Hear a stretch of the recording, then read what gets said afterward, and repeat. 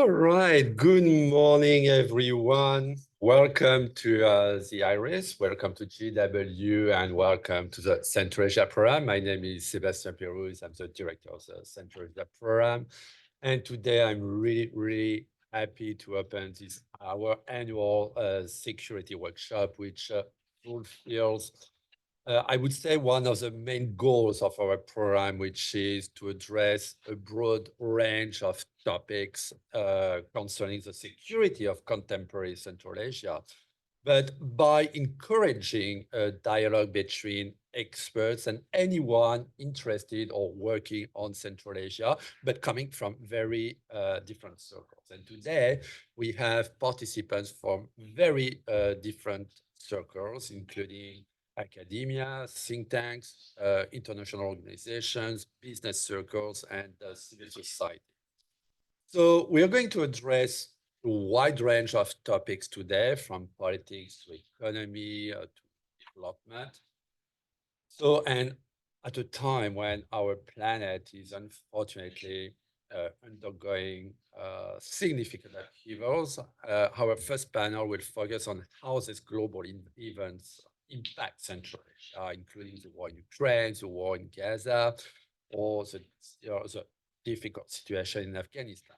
That will be our first panel, and our speakers will also explore how the war in Ukraine and Gaza is viewed from Central Asia. Second, no progress is, of course, conceivable without an economic development.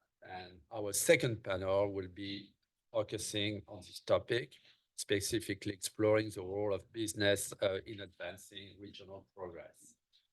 We have also decided to address sensitive topics today, such as environmental issues, taking into account that Central Asia is going to be one of the most affected regions in the world by climate change. So our third panel will delve into these environmental issues, their impact, including on migration in Central Asia, and the strategies for environmental sustainability. And finally, a guiding topic of today, of this workshop, is to explore how the United States can enhance its engagement within this global and local complex context, which will be the focus of our final panel. So to address all these topics today, we have invited 16 top specialists on Central Asia. So I would like really to thank all our speakers, and I would say a special thanks to those who will be joining us remotely, will be online. I mean, two of them are in Central Asia, and two of them are actually going to speak from, the last panel. So it's going to be very late in Kazakhstan and in Tajikistan. I would also like to thank the IERES and the Central Asia Program, and particularly Ms. Mahabo Rahimova, and Ms. Nazima Tursun for their very significant contribution to organize this event today. Just a very quick point on logistics. So we have very packed, very heavy agenda today. Why? Because unfortunately we have time constraints, so we will have to leave the room relatively soon after 4. Another event will be held after our security workshop today, so we have to shorten the coffee breaks, as you can see on the agenda. As well, there's some agenda printed there if anyone needs that, if you did not receive it on your in your email. But even if you don't have coffee breaks, please feel free, just to get up and take coffee. We don't want you to get thirsty or to starve, so there will be plenty of food. We're going to have a lunch break. We'll bring some lunch, so everything's going well. So please feel free to get up and take whatever you want. So we're going to start, but before we proceed to our first panel, I am very delighted to have a very distinguished keynote speaker today, Dr. Eric Rudenshiold. I mean, everybody knows him, but let me just still introduce him. Eric is a senior fellow for Caspian Affairs, and he served under Presidents Trump and Biden as National Security Council Director for Central Asia. He has extensive expertise on a wide range of foreign policy issues, including democracy and human rights, international affairs and development, and counterterrorism. His areas of regional expertise include the Caucasus and Central Asia, Europe, Eurasia, and the multilateral organizations. At the NSC, he received 3 awards of distinction, guided the U.S. policy process on U.S. interests in Central Asia, national security issues, including on counterterrorism, Russia, Iran, China, and Trans-Caspian and Caucasus issues. And before serving at the NSC, Dr. Rudenshiold held several positions at the U.S. Agency for International Development from 2007 to 2018, including acting role as Deputy Assistant Administrator, Country Office Director, Director of South and Central Asia, Senior Officer in charge for Central Asia, and Senior Advisor. Prior to his time at USAID, he held senior diplomatic roles with the Organization for Security and Cooperation in Europe. So thank you so much, Eric, for being with us today, and the floor is yours.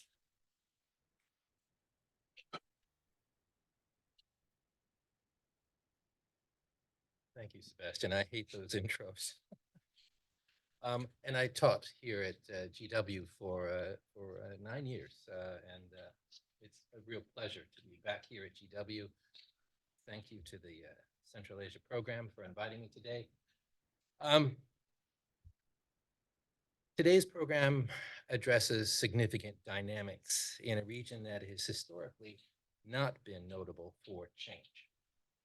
I will attempt to set up the later panels today by looking at elements of geopolitics, economics, and environmental issues. Thank you. And how each is fundamental to Central Asia's security today. Simply, this conference is about Central Asia, a region undergoing rapid change. What was unimaginable even a few years ago might already be happening in this evolving corner of the world. And nowhere is the evolutionary shift more noticeable than the changing meaning of security in Central Asia. If you go back to 2014, when Russia first invaded Ukraine, security began to mean finding a counterbalance to Russia and its sometimes overt threats to Central Asian territorial integrity.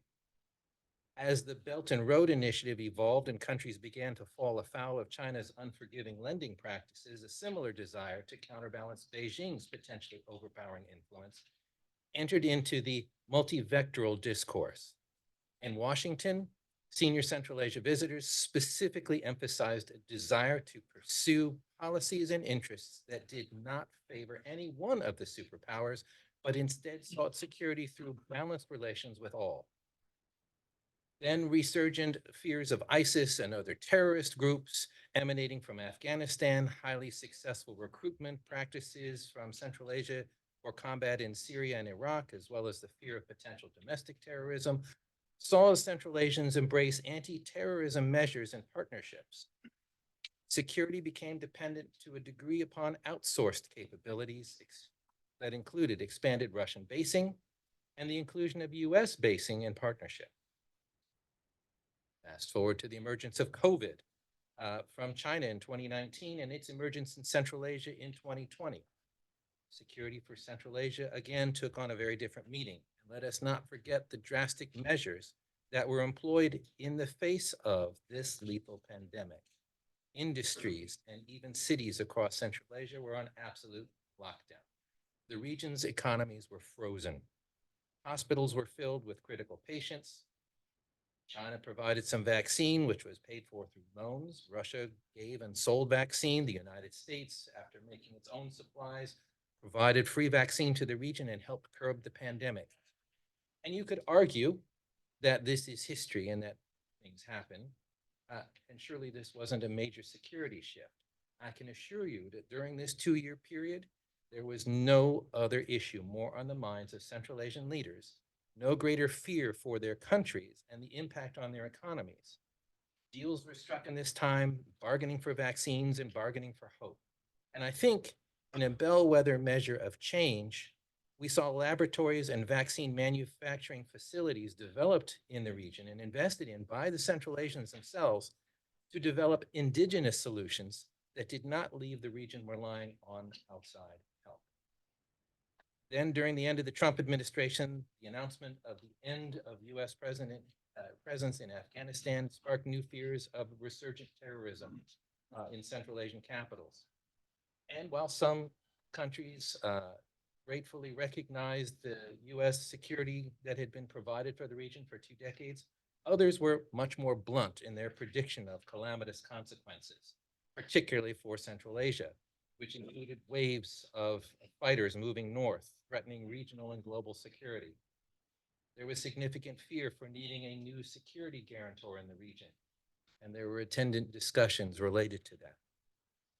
Russia's second invasion of Ukraine, however, was the next geopolitical and security game changer, undoing once and for all the mutually agreed border security agreements of the early 1990s. Moscow's use of overwhelming force against another former Soviet country became a wake-up call for Central Asia. No longer were counterbalancing efforts understood to be sufficient. This invasion resulted in the unintended consequence of Central Asian leaders effectively distancing themselves from Moscow. Central Asian capitals pushed back on Russia's efforts to secure overt backing for its war in Ukraine. They resentfully continue to feel the negative weight of international sanctions on Russia through pressures on their own economies to avoid secondary sanctions, which has meant that they have had to transition away from trade and transit relationships that their economies have traditionally depended upon. The war in Ukraine sparked a major shift in security thinking in Central Asia's capitals, where once counterbalancing was a loosely agreed upon approach to address the influence of the region's large neighbors. Now it is a search. We see a search for alternatives to Russia and China by the region's leaders, and in an effort to develop and diversify their own economies. It seems no wonder that the number of engagements and agreements taking place among the C5 or Central Asia 5 countries continues to accelerate, deepen, and proliferate, particularly in the economic vector, where security has come to mean diversified economic sovereignty. So let's shift our perspective and changing security dilemmas away from geopolitics to economics.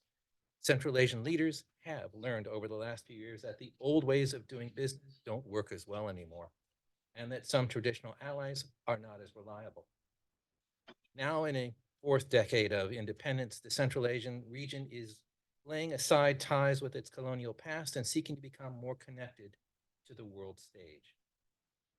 Partially due to sanctions and rising opportunities, the 5 Central Asian republics are embracing alternative partnerships towards the West and the South in a conscious de-risking of their economies and overdependence on either Moscow or Beijing.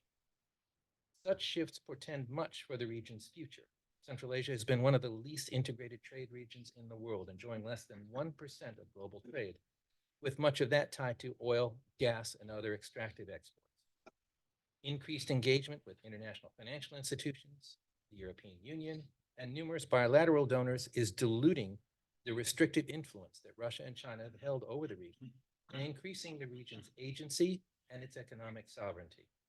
And this is a process that is only picking up momentum as Central Asia sees economic growth tied to more globally enhanced trade integration. As we know, Moscow and Beijing always seek to rely on leverage in what they regard as their backyard sphere of influence. However, the Central Asian countries do not see engagements with these neighbors as zero-sum arrangements. The West would do well to recognize that every deal signed between the region and Moscow and Beijing is not a reflection of exclusivity for the Central Asians. Quite the contrary. The region's foreign and economic policies are rapidly expanding and attempting to globalize in an accelerating rate beyond the immediate neighborhood in what is shaping up to be a regional realignment. While Central Asia has long been considered economically tied to Soviet-Russian legacies and China's Belt and Road Initiative investments, the last 3 years have seen a real economic perspective entering into Central Asians' decision-making. Central Asian leaders are looking beyond their big neighbors for better offers.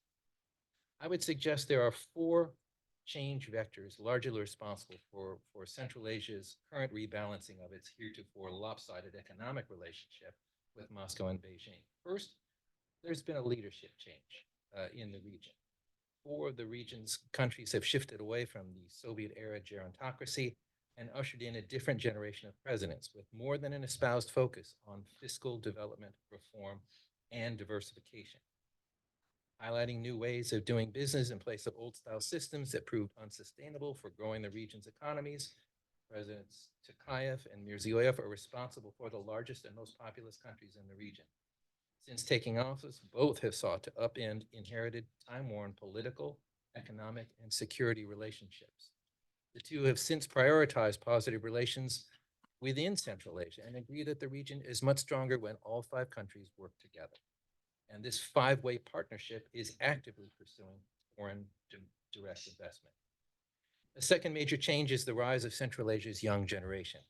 With more than half of the region's growing population born after the breakup of the Soviet Union, there is increased pressure on governments to accommodate this sector. Exacerbated by this maturing youth bulge, successive high-level Central Asian delegations visiting foreign capitals emphasize the need to find jobs and to grow their economies. More worldly and globally aware than their parents and grandparents, Central Asia's younger generation expects more from government and its economy. Russia's second 2022 invasion of Ukraine proved a third and critical change vector for Central Asia. Economically, Central Asian experts confidentially assess that Russia in 3 to 5 years will likely be on far shakier ground than it already is. The current Western interest in confiscating or using $200+ billion in frozen Russian assets as collateral to help fund Ukraine's reconstruction is expected to have a chilling effect on Russia's post-war defense-dominated economy, robbing it of potential funds to transition the economy away from its current imbalance. Unskilled Central Asian laborers are reducing their remittance work in Russia, not the least because of the weakening ruble valuation and the country's growing inflation rate, but also due to alternative labor markets. Moreover, despite supply chain distortions, Kazakhstan's economy has benefited in some ways from sanctions, the war, and its intended market diversification through increased commodity prices, the transfer of Western investment and business from Russia, and increased trade and transit across the developing Middle Corridor.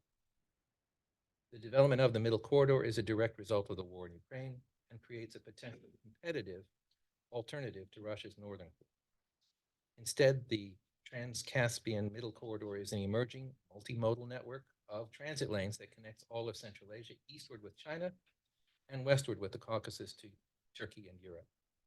Such a sanctions-compliant alternative breaks Russia's near monopoly on transit routing for consumer and other goods from China bound for European markets. 2 years ago, it did not exist in any commercially viable or active sense. Since then, sleepy ports have been transformed, rail improvements made, new and larger cranes and ships have been added, with Central Asians investing their own funds to develop the Middle Corridor. What once took 42 days to traverse is now covered in 10 days, with many more improvements planned and developing. So the fourth and final economic change vector I will point to is, for Central Asian leaders, it's the poor shape of the Russian and Chinese economies and the opportunity for greater and diversified connectivity elsewhere. After the war, international business might return to Russia, but slowly. International development funds have completely dried up for them. As one regional expert noted, sanctions cast a long shadow, and once imposed, are slow to be reversed.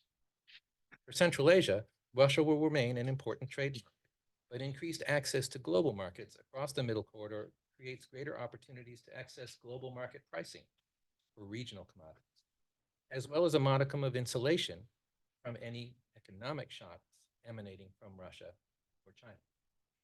Increasing engagement by Turkey, the EU, and international financial institutions to develop the Middle Corridor through and connecting Central Asia westward is a major pull factor for the region, particularly as Central Asian experts and markets see Russia as war-weakened economically, politically, and militarily. With fewer partners and options available in the future, Moscow will need to trade with its southern neighbors. However, Central Asia will likely be more important for Russia than vice versa. Increased connectivity provides the region with greater autonomy and increased options. Regarding China, with press and state news from China, it's very upbeat, but international economists point to China's recovery, its economy suffering from the lack of a robust COVID rebound, a massive number of bad real estate loans resulting in serious property bubble and declining tax revenues, waning demand for Chinese produced products resulting from Western sanctions and de-risking efforts, shrinking aging labor force, disenchanted youth workers, rising domestic costs and interest rates, dependence on government investment for growth, and plummeting international confidence in Beijing's economic model. We've certainly seen a retooling of the BRI and its programs from the early 2020s and a shift into smaller, more targeted efforts. Central Asian experts candidly point to this international analysis with concern, but also recognize that sustained BRI investments are critical to facilitating the region's greater connectivity. Central Asian leaders continue to strike deals with Beijing, including plans to develop the China-Kyrgyz-Uzbek rail line, which will enhance the middle corridor and promise a 60% reduction in transit times. However, China's development legacy in the region is checkered and undertaken now by Central Asians with caution, as the region's capitals remain wary of Chinese financing. The EU's influence, however, derives from its trade relationships and its assistance programs that address Central Asian development objectives. The EU's recent Global Gateway investment announcement of $10 billion, euros, to develop the middle core is complementary to China's eastward investments, adding and modernizing infrastructure to enhance sustainability and competitiveness for this new trade route.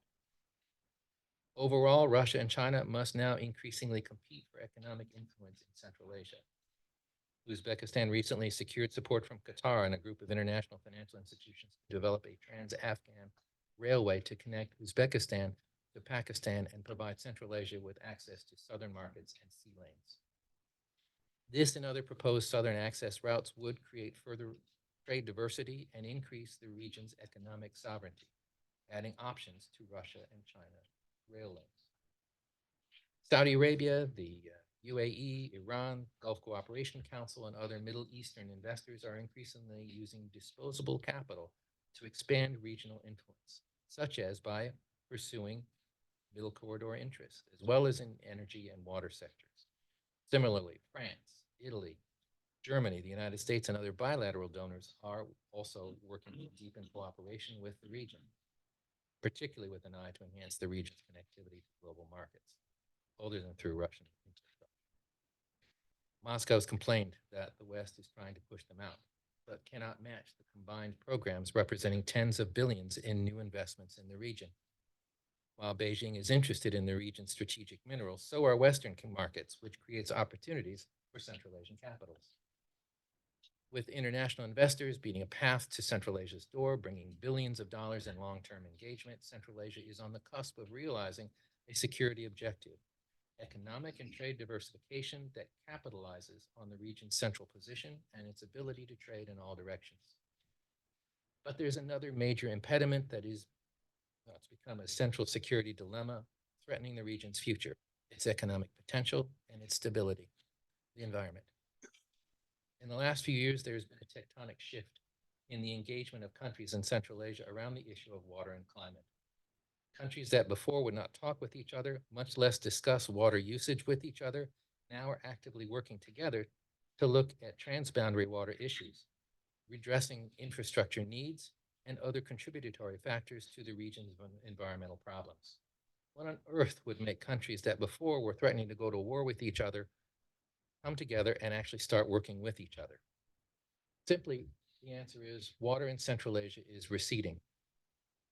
Water supply in the region has declined 4 times from the levels of the 1960s. Famously, the Aral Sea is a comparative puddle to its former size. 90% of the sea is now sand because the feeder rivers, which are fed by glacial melt, were diverted for agricultural purposes in the Soviet era, and the sea's desiccation is today's legacy. In the water's place is a toxic beach of dried pesticides and fertilizers that blow as sandstorms back onto crops and towns with disastrous consequences. salinized land cause health problems and increase desertification. The region's expanding deserts results in higher temperatures and puts further pressure on the region's glaciers and reduces snowfall. Deglaciation is actually visible across Central Asia. 1/3 of the region's glaciers have melted. In fact, the region's glaciers are melting faster than anywhere else on the planet. Glacial melt comes from higher temperatures. It creates flooding, erosion, and landslides that threaten towns, villages, and croplands. The region depends upon glacial water for energy and drinking water. Over 20% of Central Asia's land is degraded and deserted. That's an area about 4 times the size of the Kyrgyz Republic, or for folks in the room here, a piece of land about the size of Texas. This impacts 30% directly of the region's population, and the rate of desertification is increasing. 80% of Turkmenistan now experiences intense dust storms due to declining water and growing desertification. Parts of Central Asia are becoming uninhabitable to sustain human life. Weather patterns in the region are changing. Winter snow season has been reduced by weeks. Summer dry and hot season is lengthening, with heat waves becoming more frequent and intense, which extends periods of drought. This in turn creates sort of the self-reinforcing cycle of reducing snow capture and increasing heat. Globally, we're worried about a temperature rise and tipping point of 1.5 degrees. Average temperatures in Bishkek have increased by 4.3 degrees. While distressing, how does this impact on security discussion? Well, increasing temperatures and decreasing water supplies threaten crops and food security and life in remote areas, which prompts migration to cities. These larger cities are under severe stress already. Last summer, capital cities in the region, Astana, Bishkek, and Tashkent, faced acute water shortages and needed to take emergency rationing measures. Over 600,000 people last spring and summer in Astana did not have access to drinking water. 1 in 6 Central Asians now live in areas of high drought risk. In the past, we've seen conflicts in the region sparked by access to water, as communities must compete for scarcer resources. And the situation across the broader region, the Tibetan Plateau, the Hindu Kush, the Himalayas, are all similar. Glaciers are melting. Water flows downhill, and it's gone. To the east, neighboring China, which has only 7% of the world's fresh water supply, experienced a 50% decline in water availability between 1964 and 2020. For Pakistan, it's an 80% decline. China is undertaking river diversion projects and even secured water from Central Asia last year at a cost to crops in Central Asia that depended upon that water. To the south, Afghanistan is experiencing twice the global temperature rise, and consequently is building a giant canal for agriculture and drinking water upstream from Central Asia, but which threatens to reduce the main water supply to Uzbekistan and Turkmenistan by 20 to 30%. Uzbekistan's rapidly growing population is already placing greater stress on existing resources, as the country only produces 20% of its water needs and relies on the Amudarya River. 90% of the country's water is used for agriculture, the country's largest employer. To the west, Turkey's severe water stress last year resulted in crop failures and 50% rise in food prices. 60% of Turkey is now prone to desertification. To the north, Russia is diverting water from going to the Caspian Sea for its own agricultural purposes, contributing to the Caspian Sea's measurable declining water levels, causing increased dredging for shipping and the region's gas and oil industry. Littoral countries along the Caspian shores have all started drawing on Caspian waters by building desalination plants for drinking water and for agriculture. Water, weather, food, energy, migration, employment, conflicts, it's all interrelated. I repeat, glaciers in this region are melting at an increasing pace. Desertification is increasing as temperatures rise. The Aral Sea, the Caspian Sea, Lake Balkhash, regional reservoirs, all of them are receding at alarming rates. Rivers feeding the region are being diverted. Addressing the environment and water are a major regional security priority. doing business in Central Asia and relying on old extractive resources of income is exacerbating climate change, which is causing in turn now a new bloom of green thinking and investment in new greener technologies. Geopolitics, economics, and environment are three critical components of the region's security. Many people persist in seeing Central Asia through outdated prescription lenses, seeing them as vassals of Russia and China, where not much changes. Yet supported by massive foreign investment, you can see this region actively working to de-risk its strategic interest and economies from overdependence on Russia and China, something unthinkable even just a few years ago.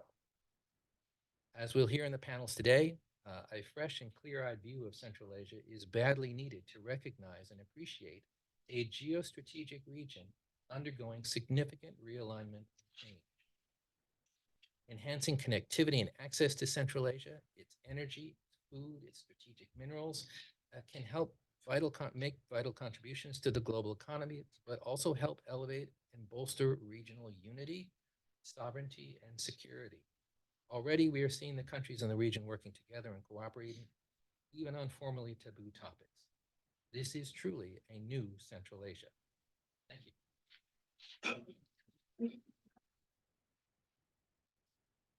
you. You all probably need coffee now. I guess we have 1 or 2 few minutes for questions, if you don't mind, Eric. I don't mind. Sure. Yes. The rush for the coffee line.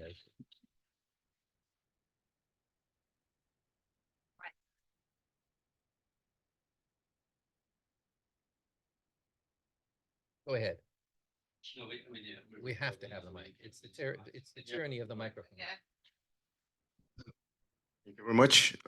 My name is Nurul. I represent Center for Global Civic and Political Strategies. And thank you very much for your presentation. This is very great. There is a question that I wanted to ask.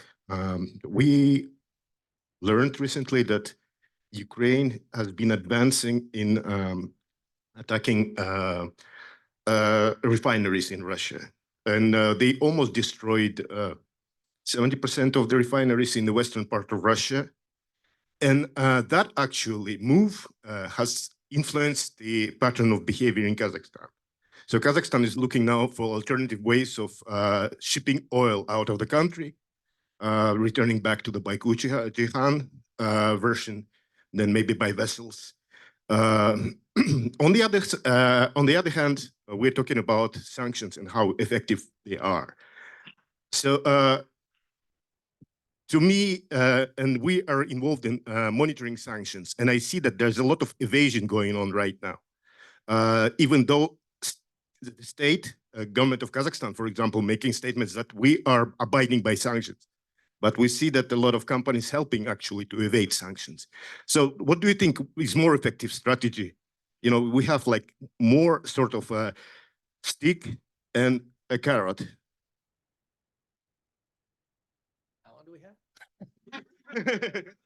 So it's a very complex question, and I thank you for it. I think when we look at we talk about decolonization in Central Asia, and we see the legacies that continue to exist today. A lot of it is in the gas and oil industry, where you see pipelines that are connected and made sense in the Soviet system. In the post-Soviet era, it's hard for Kazakhstan, which has a refinery in one part of the country and oil in the other part of the country, and nothing that connects the two.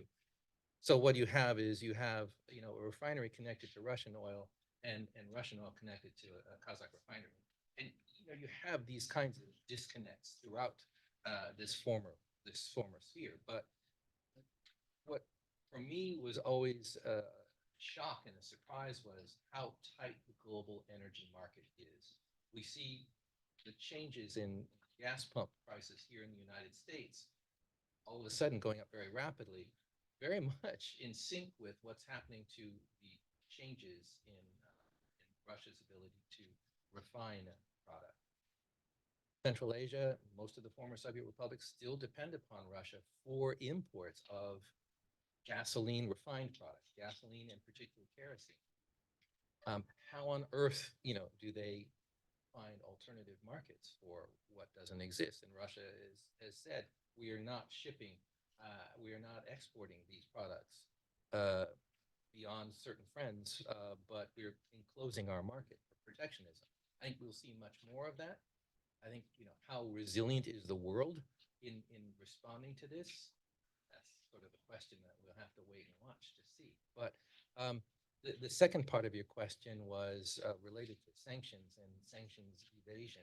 I think one of the challenges, and I know from the people who deal with sanctions, is they're very difficult to enforce. And Central Asian governments are not really well equipped to actually police and monitor. You have hundreds, even thousands of new businesses that have cropped up. And how is a government that is not used to dealing with businesses in the first place actually going to monitor this? And what's interesting is I've talked to officials here, and pretty much these governments have almost a speed dial relationship with the OFAC team on this side. They talk to them constantly. And when journalists and others sort of expose something, it immediately prompts phone calls and discussions and works to close what is an open source of, as you note, transport and evasion. Is it perfect? By no means at all. And we've certainly seen Korea and others pumping large amounts of goods across borders. I think there is a seriousness among the Central Asians in particular about not wanting to fall afoul of secondary sanctions and seeing their economies punished. But it is a complex and difficult set of issues for them to try and redress and resolve, just as difficult to be discussed. I hope that at least gets you a little bit closer. One more.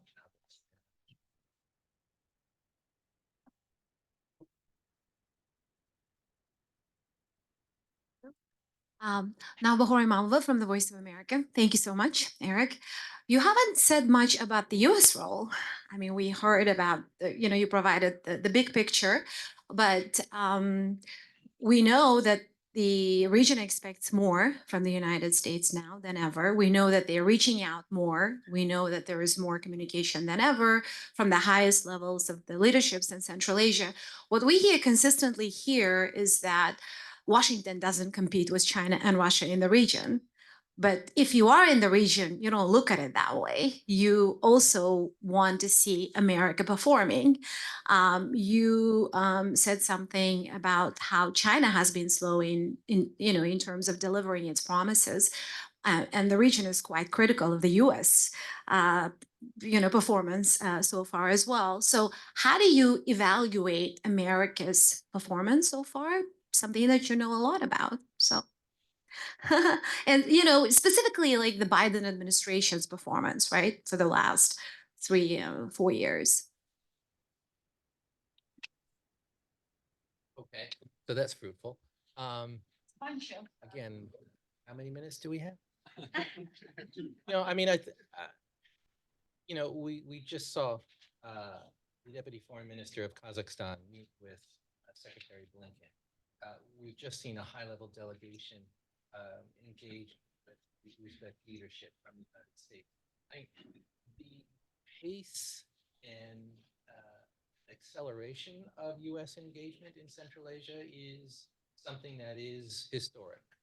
I started working in the region in the very beginning, and the levels of U.S. engagement that we see now is unprecedented. Is there able to play a role in global competition? Sure, because the kinds of investments that the United States make are quite different. We don't build infrastructure, but we provide the soft infrastructure and the kinds of know-how that makes connectivity work, that will help the middle corridor actually be able to move and transit goods more rapidly, more effectively.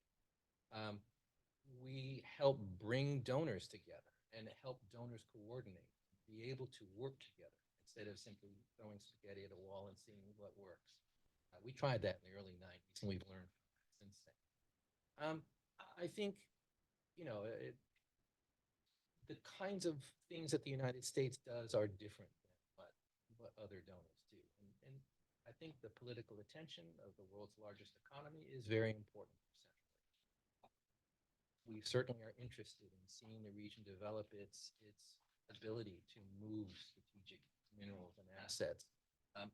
Those are the kinds of things that we're helping them concentrate on. We see their ability to reach global markets and global market pricing as an absolutely critical objective of U.S. policy. By connecting Central Asia to the world, you help this region develop its economic sovereignty. And by doing so, it elevates this region.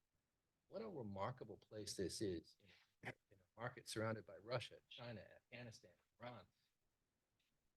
Connected now to the Caucasus, to Turkey, to Europe, to the South, it becomes a region that is a destination, U.S. business and other businesses, so that they can sell north, east, west, and south. It's a remarkable transition, which again, 3 years ago, 5 years ago, we would never have had this conversation. And this is a rapid change taking place.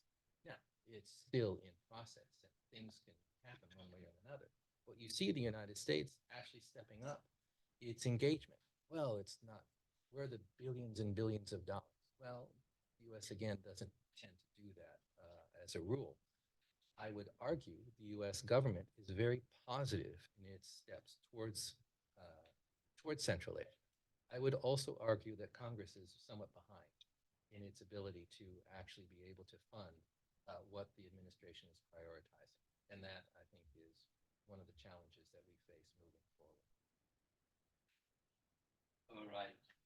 All right, I'll shut up. Thank you. No, thank you. You can stay here. Thank you very much, Eric. So please join me to thank this wonderful presentation and discussion. I understand there would have been many other questions to you, Eric, but if you agree, actually, I invite you, you can take the floor during the Q&A session of our first panel. If you're more than welcome to that, you don't have to, it's up to you. So I invite our speakers of our first panel, and we'll start right now. Thank you. Okay, so good morning again. So we're going to start this first panel on the geopolitical kaleidoscope, Central Asia amidst global turmoil. So we have 4 speakers this morning in this first panel. 2 are going to be online. I'm going to introduce, of course, each speaker, but very quickly, just to save a bit of time. And all the biographies of all our speakers today are printed there with the agenda. So you have the full biographies of each speaker. So our first speaker this morning will be Eric McGlinchey, who is an associate professor of politics at the School of Policy and Government at George Mason University. And Eric is an author of many publications, including the famous book of Chaos, Violence, and Dynasty Politics and Islam in Central Asia, which was published by the University of Pittsburgh. So, Eric, thank you very much for being with us today. The floor is yours.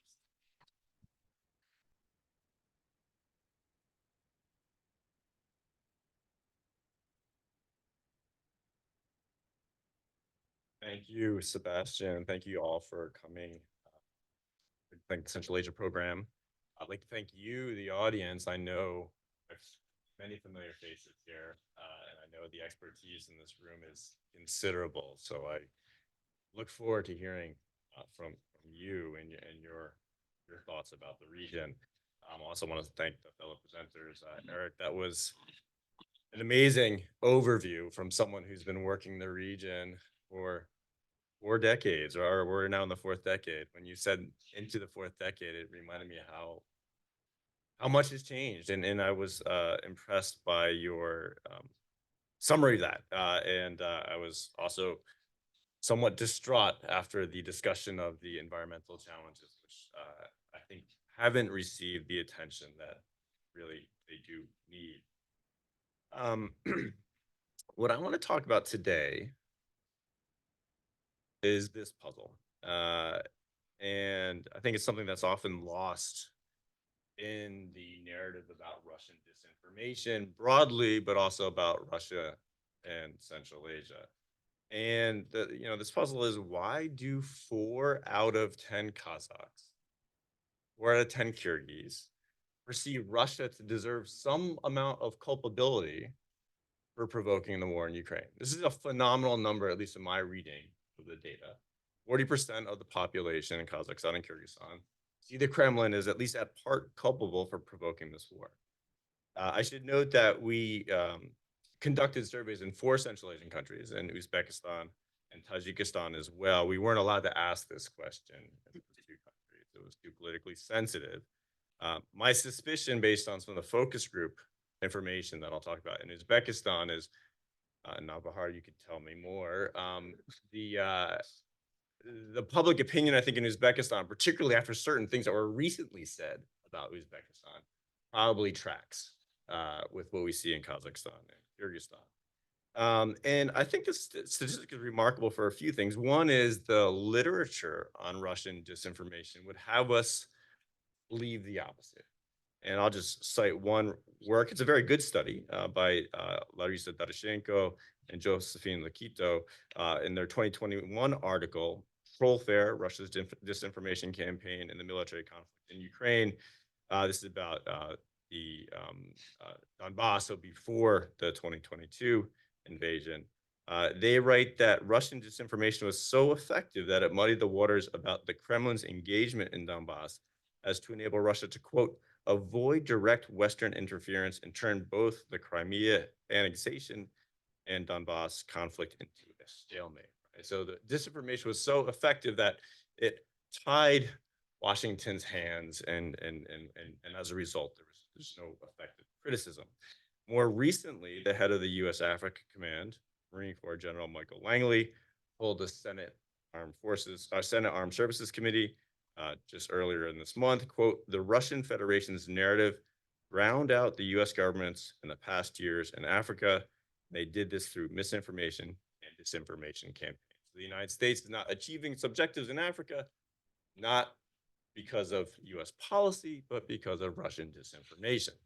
I'll just give you one more point illustrating this Russian disinformation thesis. And this comes from the New York Times yesterday.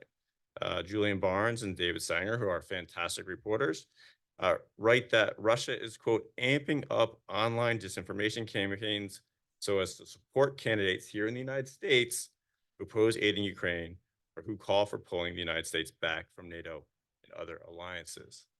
And so this is understanding or perception that Russia is actively engaging in the United States and is effectively changing political outcomes.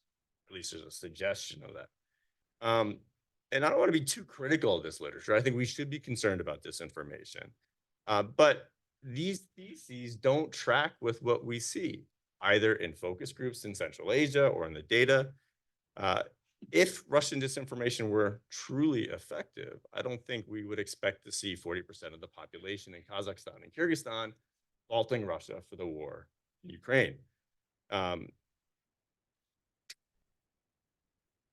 What I'd like to present today is 4 reasons from focus group that we have conducted over the past couple of years for why I think Central Asians don't buy the Russian disinformation propaganda. And I think the first one to emphasize is that Central Asians are very astute readers of international relations, and they understand that Russia has international objectives with regards to Ukraine, and that's part of the reason why Russia invaded. This came out in our focus groups again and again. I think Central Asians are also very suspicious of Russia's domestic objectives. There's a bit of a wag the dog kind of thing going on here. And they told us that Russia is engaging in Ukraine to divert attention from shortcomings of the government domestically. There's also considerable suspicion about Putin, the leader. Central Asians cite many failings of Putin. And so there's an agency-based argument for why Central Asians think Putin went into Ukraine. And then the last thing is I think Central Asians are increasingly frustrated by seeing their fellow countrymen come home in body bags after being essentially forced into fighting in Ukraine. So these are four topics that came up in our focus groups. Before diving in, let me just present the survey data that prompted our desire to go deeper with focus groups. And so with the red arrow is pointing to the Kazakh and Kyrgyz response rates to this question, who provoked the conflict in Ukraine? And again, if you look at the right-hand side, 41% of Kyrgyz and 39% of Kazakhs, so 4 out of 10, say that Russia bears some responsibility for provoking the conflict. So these are not mutually exclusive questions, right? So you can think that Russia bears responsibility and the United States bears responsibility at the same time. They're being asked to what extent they agree with this question. And I think, we are, of course, our eye is attracted to this very distressing finding, right? That 76% of Kyrgyz and 59% of Kazakhs fault the United States. I'll be talking about this tomorrow in the Ponar's Eurasia conference. The bottom line that I'll be suggesting tomorrow is Kyrgyz and Kazakhs fault the United States, as other Uzbeks and Tajiks say in our focus groups as well, not because of Russian disinformation, but because of mistakes that the United States has made on the international arena, right? So we have to take ownership of these mistakes, and Central Asians are pointing to very real problems of U.S. foreign policy. But today, what I want to focus on is the Russian disinformation. Again, I think we have reason to doubt this thesis of effective Russian disinformation for several reasons. First, empirically, we wouldn't expect this 40% result. I think that's quite problematic for the effectiveness of Russian disinformation. Second, I think it's a little bit belittling, dare I say, potentially colonial, to think that Central Asians aren't capable of making up their own minds and that they're just zombies in the face of Russian disinformation. I think that removes agency from Central Asians. And everything that I know about Central Asians is they are incredibly astute interpreters, analysts of international relations. And then, of course, the last thing is we're really going to focus my comments today is Central Asians, in their own words, offer many, many reasons for why they question Russia. So let me get into those. I'll provide is it 14 minutes? 12. 12, okay. Possible, but it's not Okay. fine. Yeah, It's in- fine. in- You can get to 14. In the 4 minutes remaining, let me just provide a thumbnail sketch of some of the things that we've been hearing in our focus group. So first, I'll focus on the international drivers.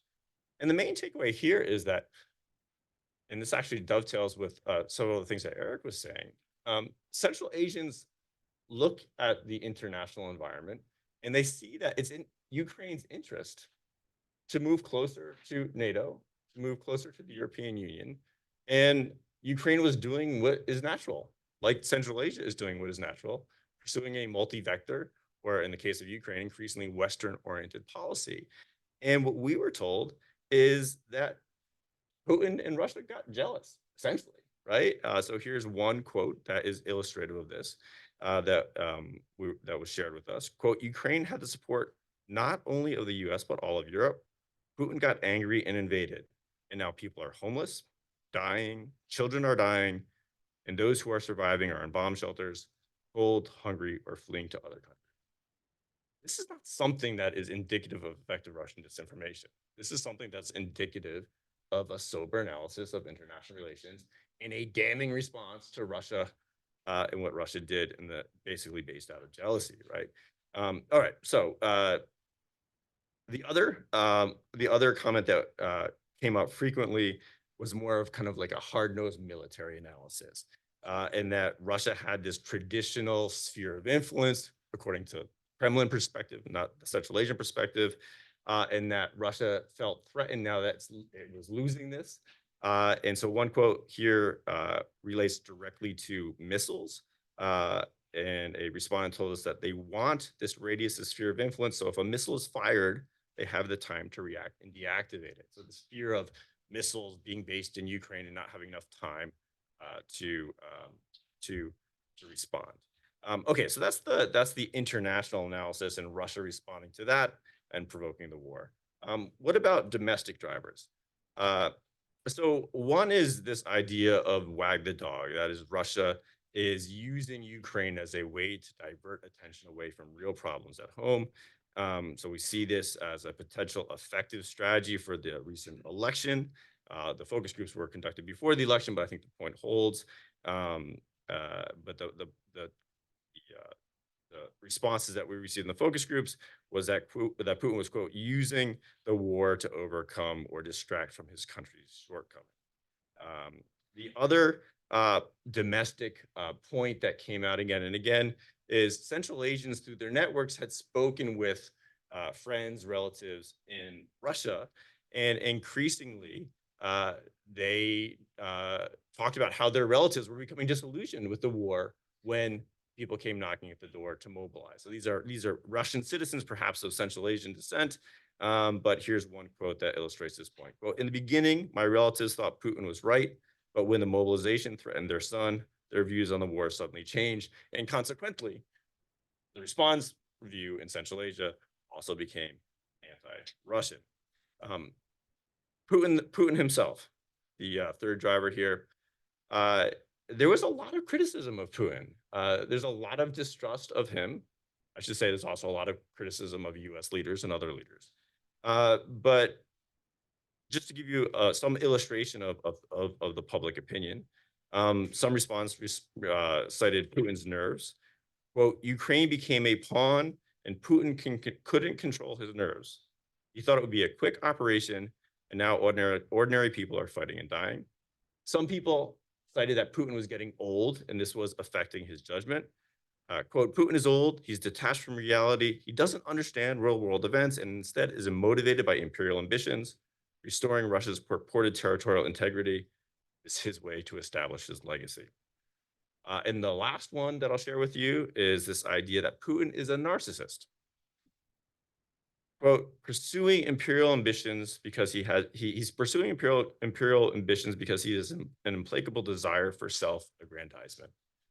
Again, this is not public opinion that is suggestive of effective Russian disinformation. And then the last thing, and I'll conclude here, is Central Asians are faulting Russia because they are directly feeling the effect of the wars. So this is a picture from the Kyrgyz magazine, actually newspaper, Super Info. And this is a story about Ayan Alisherov, a 30-year-old Kyrgyz migrant worker who was jailed in 2019 on trumped up charges of kidnapping and extortion, and somehow ended up dead with other Wagner soldiers on the battlefield in Ukraine. And increasingly, we're seeing stories about this in the Central Asian press. And one of our Uzbek respondents told us, quote, our fellow countrymen who were in Russian jails, they were conscripted into Wagner forces and returned to Uzbekistan. So I'll stop here. But again, the point that I want to leave you with is 4 out of 10, that's a significant number. It suggests that Russian disinformation isn't as effective as we often portray it to be. And our focus group respondents give us several reasons for why we should really question this Russian disinformation. Thank you. Oh, thank you. Thank you very much, Eric. I'm sure presentation we are raise a lot of questions, but before let's move to our next speaker. So our next speaker, the two next ones are going to be presenting online. So we'll first have Dr. Christopher Primiano, who joined the Huntingdon faculty in 2023.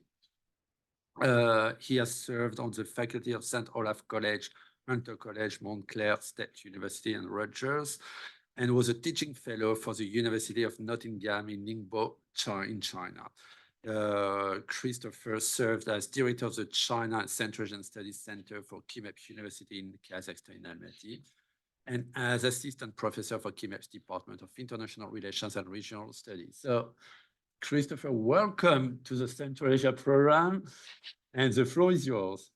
Thank you very much, Sebastian. So I'll go ahead and share my screen now. Hello, everyone. And again, thank you very much, Sebastian, for inviting me. I'm very happy to be here. So today I'll be talking about the paper that Dan O'Neill and I are working on together. with the title Central Asia and Russia's invasion of Ukraine, drifting away from Moscow's orbit. So just some brief context. So in January of 2022, with the events going on in Kazakhstan, Almaty in particular, with the activation of the Russian-led Collective Security Treaty Organization, it seemed as if Russia's position as the external security guarantor in Central Asia was very strong, unquestioned. And then toward the end of next month, the following month, in February of 2022, with Russia's invasion of Ukraine, it seemed some people are arguing that now Russia's grip on Central Asia as the external security guarantor has really come into question.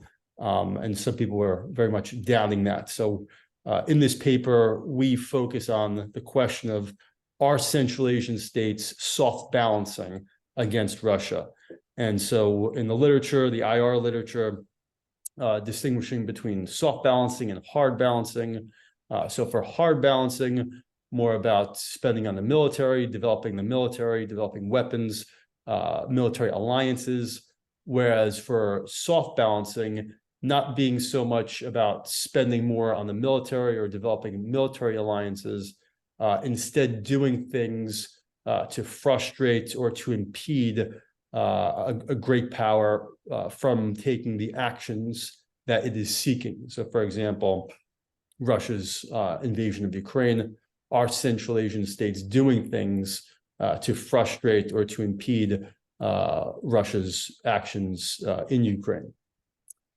And so we argue that it's essential to disaggregate actions that may be viewed at first glance as soft balancing, but in fact have to do with domestic politics, domestic factors, other than the external security situation of seeking to hinder Russia in Ukraine. So we argue that Central Asian states are not in a strong position to soft balance against Russia for various reasons. The Central Asian states are located near Russia. In the case of Kazakhstan, bordering Russia, these are landlocked states, lacking in capabilities, specifically military capabilities, economic capabilities. Their economies are intertwined with the Russian economy, especially as Russia being a main export destination for these countries. And then especially in the cases of Kyrgyzstan, Tajikistan, the remittances from Kyrgyz, Tajik nationals in Russia who are sending remittances back to family members in their countries, that being very significant as well.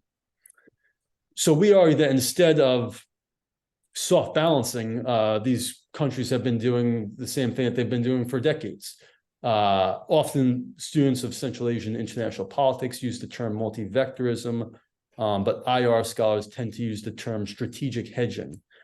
Basically the same thing, seeking to maximize as much as possible, playing countries off against one another in seeking to achieve the greatest outcome possible. So bargaining hard, essentially. So in terms of some terms from the IR literature, like bandwagoning, hard and soft balancing, which we had touched on before, and then hedging.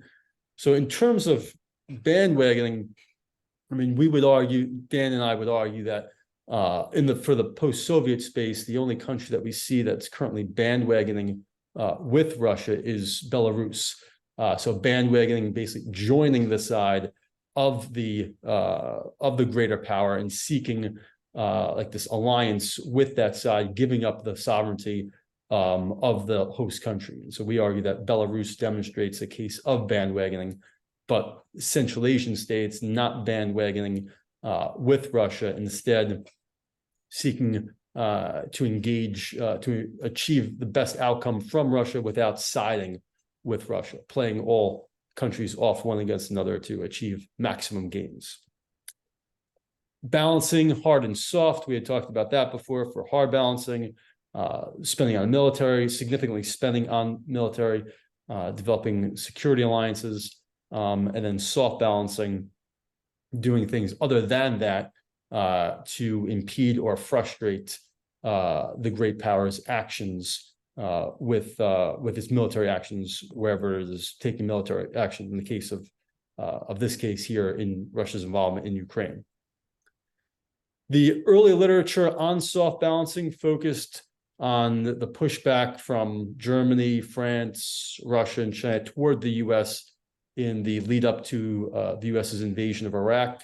So in 2002, 2003, those countries mentioned before taking action, especially in the UN, to try to frustrate, impede the U.S.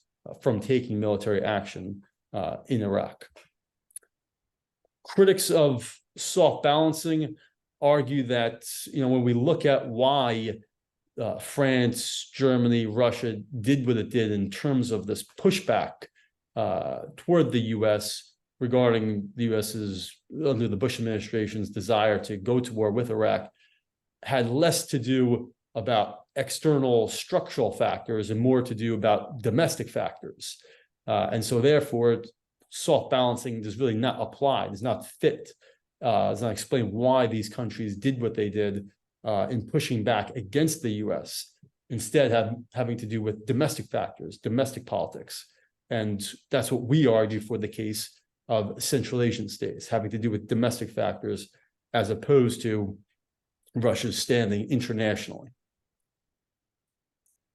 And so on this topic of soft balancing, there's a lack of scholarship, there's a lack of it in the literature on this topic for the case of Central Asia. And so Dan and I think that we make a contribution here to this, given that there's a lack of literature on this topic for Central Asia. In terms of China, there's significant xenophobia in the region. Some argue that it has declined in recent years from like a high point of, say, 5 years ago. But nonetheless, especially in Kazakhstan, there's concern about, say, the perceived influx of Chinese workers, along with Chinese companies, taking jobs away from Kazakhs or whichever country in Central Asia these Chinese companies may be operating in. That Chinese men are getting involved with local women, marrying local women, this idea of land grabs. So this idea that China is just going to take over Central Asia. So numerous factors accounting for xenophobia in the region, especially the case of the detention camps in Xinjiang, in which there have been ethnic Kazakhs, ethnic Kyrgyz detained at those camps. So various reasons accounting for xenophobia in the region. So this being a key reason why we don't see Central Asian states having a formal security alliance with China in the wake of Russia's debacle in Ukraine. Instead seeking to maximize as much as it can from China without bandwagoning or hard balancing with China. And so also those topics we had mentioned there about the Chinese government seizing land, especially in Kazakhstan, this perception that the Chinese government is going to seize land, Chinese FDI, the massive amount of Chinese FDI, especially in the case of Kazakhstan, that it has provided, but there's no formal alignment of Central Asian states with China to bandwagon with China. So the appearance of soft balancing in Central Asia. Yeah, so during the Shanghai Cooperation Organization Summit in 2022, this case received a good amount of attention when the president of Kyrgyzstan was making Putin wait at a press conference, then being perceived that this is the president of, especially in the media, that the president of Kyrgyzstan is demonstrating that he's pushing back against Russia regarding Russia's actions in Ukraine. But instead, when we look at like what was going on in Kyrgyzstan, we see that had much more to do with domestic politics in Kyrgyzstan as opposed to exogenous or external factors regarding Russia's involvement in Ukraine. And so with the case of Kyrgyzstan canceling the CSTO exercise in October of 2022, again, the border clashes between Kyrgyzstan and Tajikistan, in which Kyrgyz officials viewed it that the Russian government was much more supportive of the Tajik government than the Kyrgyz government, this being key for why we see the Kyrgyz government acting the way it was with Russia. Nothing to do with Russia's actions in Ukraine, instead having to do with domestic factors in terms of lack of support from Russia and perceived Russian support for the Tajik government. Then that case over there with the hot mic that the Tajik president was caught on camera saying that, you know, we've always respected the interests of our main strategic partner and we want respect also. Some viewed this as, again, like, you know, the president of Tajikistan really pushing back in the wake of given how the debacle in Ukraine. But instead of viewing it that way, Dan and I argue that this should be viewed as the president of Tajikistan seeking to gain more in bargaining harder with Putin, a risky strategy in terms of being perceived as pushing too hard, pushing very hard with Putin, but nonetheless, we think that this was the attempt of the president of Tajikistan to receive more funding from Putin than seeking to soft balance regarding the war in Ukraine. And then in terms of relations with China, with the Xi'an summit of 2023, again, the Chinese government really providing Central Asian governments with the status that they seek.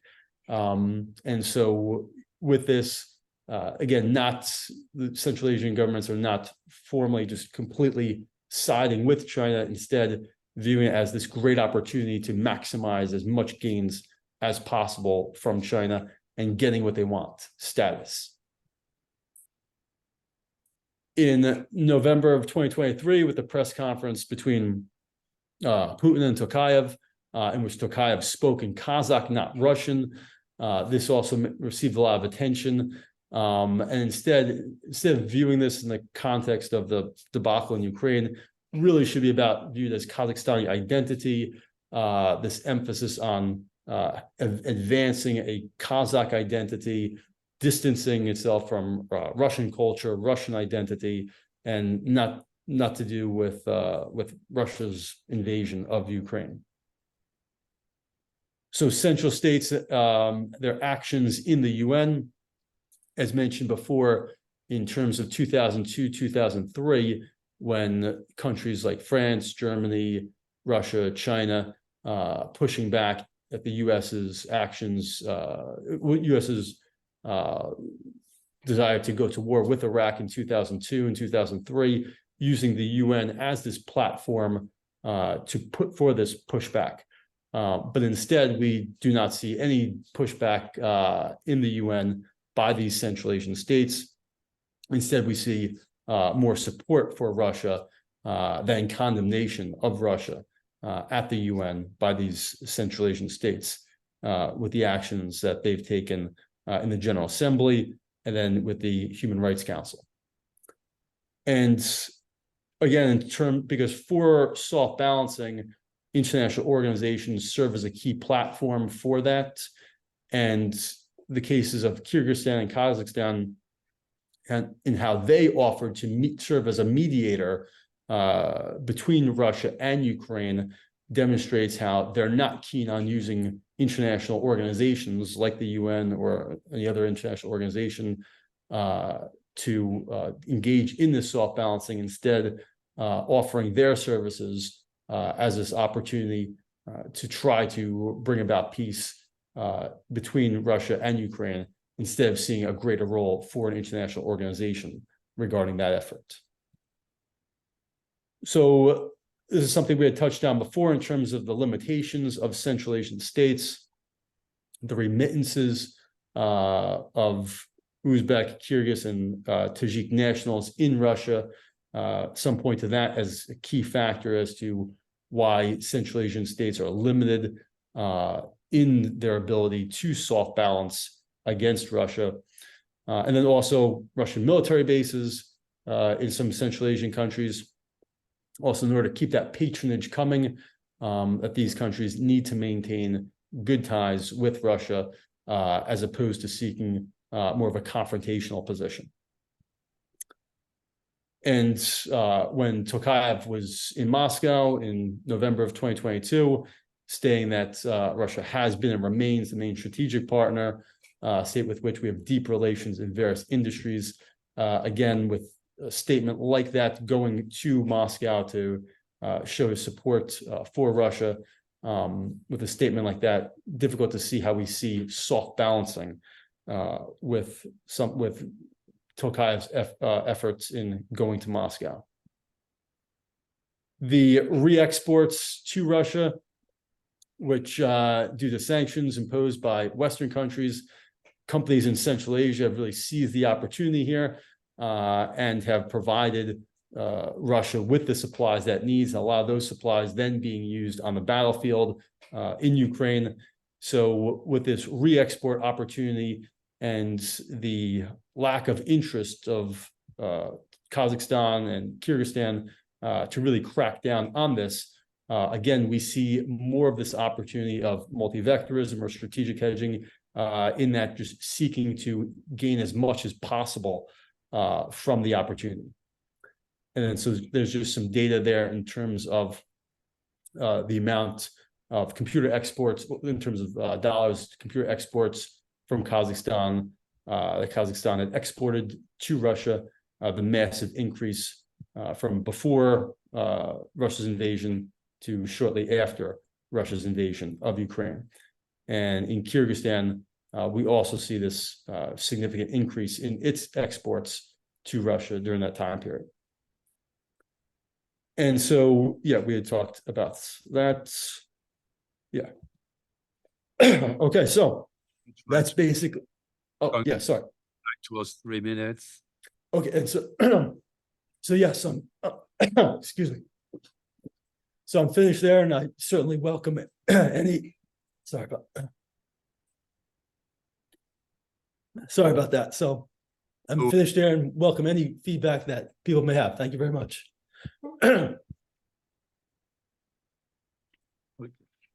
Thank you. Thank you very much. So our next speaker will be Ms. Colleen Wood, who's going to present online too. Colleen is a writer and educator based in St. Paul's in Minnesota. She teaches political science courses at Century College, one of Minnesota's largest two-year institutions. She earned a PhD in political science from Columbia University, and she has an in-depth country expertise and language skills related to human rights, social media, and contentious politics in Kyrgyzstan, Kazakhstan, Tajikistan, Russia, and Turkey. Colleen, thank you very much for being with us today. The floor is yours. Thank you, Sebastian. And I wish I could be there in DC with you all. I don't have slides. I'll be speaking to my 10 to 12 minutes allotted slot.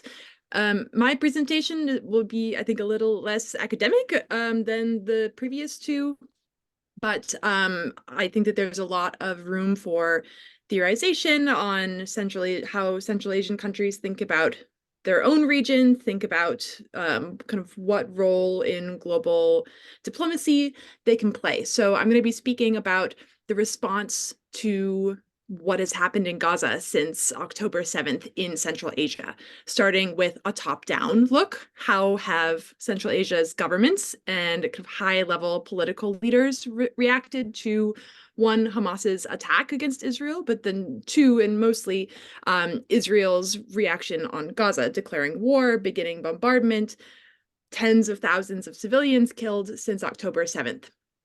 But in addition to this top-down look, I also want to kind of explore what methodological roots we have as researchers to understand bottom-up reactions. And kind of how average people in Central Asia are thinking about, keeping up with what is happening in Gaza. So beginning with this top-down look, within 48 hours of Hamas's attack in Israel, governments across Central Asia had issued statements, formal statements expressing concern, not only with the use of violence by Hamas, but then also the scale of violence used by Israel afterwards. Statements from Kazakhstan, Kyrgyzstan, Tajikistan, and Uzbekistan all kind of in the early days straddled this both sidesism, expressing concern over the civilian tolls, calling for a peaceful resolution to this conflict. These statements really underlined concern about civilian casualties, concern with international law, concern with humanitarian law. Kazakhstan also really underlined a concern with terrorism, kind of underlining that this is not an appropriate response to oppression, to the treatment of Palestinians in Gaza. So really kind of trying to strike this very even-handed both sides approach. I think what's interesting is that the Central Asian states didn't just stick to statements. Kyrgyzstan, Kazakhstan, and Uzbekistan all announced aid in some form for Gaza. So this aid ranged from announcements of $1 to $1.5 million for the United Nations Relief and Works Agency for Palestine, so kind of money that's going to be funneled through the UN. Kyrgyzstan announced that its deputies had voted to dedicate a chunk of their salary. So donating, although like the monthly salary for a Kyrgyz member of parliament is maybe $300. So it's not a massive amount, but really more the kind of symbolism that these public servants were donating what they had to this cause. Central Asian states have also then donated humanitarian aid. So Kyrgyzstan announced that they were going to be planned to donate 5.5 tons of aid in mid-January. That aid was delivered within several weeks, kind of going via the Russian Federation from Russia, then to the Red Cross in Egypt. So really took like an international logistics component to get that aid to Gaza. In addition to Kyrgyzstan donating humanitarian aid, Kazakhstan donated 38 tons of aid. And so in terms of scale, like this is not massive amounts of aid, right? The US has been promising frequent shipments of 200 tons of aid. Spain has sent like multiple shipments of 20, 30, 40 tons of aid. So when we look at it comparatively, like globally, it's not a massive amount of money, a massive amount of stuff being sent from the region. But when we take into consideration the size of these countries' economies, the pinch that these countries' economies have been feeling since Russia's invasion of Ukraine 2 years ago, it's more than just symbolic. Like this really is putting their values on the line and really making a statement in a way that these countries have not for other global conflicts. And I'll kind of come back to that, like what can we learn about this and Central Asian diplomacy in a comparative context towards the end. So we've got statements, we've got the very classic wordplay. These countries have announced concern. They've announced that, concern with both sides using violence. They're putting money forward. They're putting stuff forward. And another area where I think top-down government responses have been really interesting is in multilateral organizations. So a common frame that researchers like to apply when thinking about Central Asian diplomacy, Central Asian geopolitics is like multi-vector thinking, regionalization, that we have all of these overlapping organizations, all of these overlapping efforts for multilateral cooperation. But often the research frames that these multilateral organizations are kind of imposed. It's a Chinese effort, it's a Russian effort to bring together these countries in order to advance Russian interests, advance Chinese interests. And what I think has been unique about multilateral communication, multilateral cooperation among Central Asian governments since October 2023 is that they're speaking and coordinating and working with a really different range of actors than we normally see Central Asia work with. So for example, like we have a CIS meeting in October 13th, a week after the initial Hamas attack. And Kazakhstan, Kyrgyzstan, Tajikistan like use the CIS meeting to talk about Gaza, to talk about their concerns with what is happening in Gaza. And yeah, so CIS like has been a kind of classic foundational organization. But then in November, we have a meeting with the Organization of Turkic States, traditionally seen as like not really having much teeth, not really being much more than maybe a cultural linguistic organization.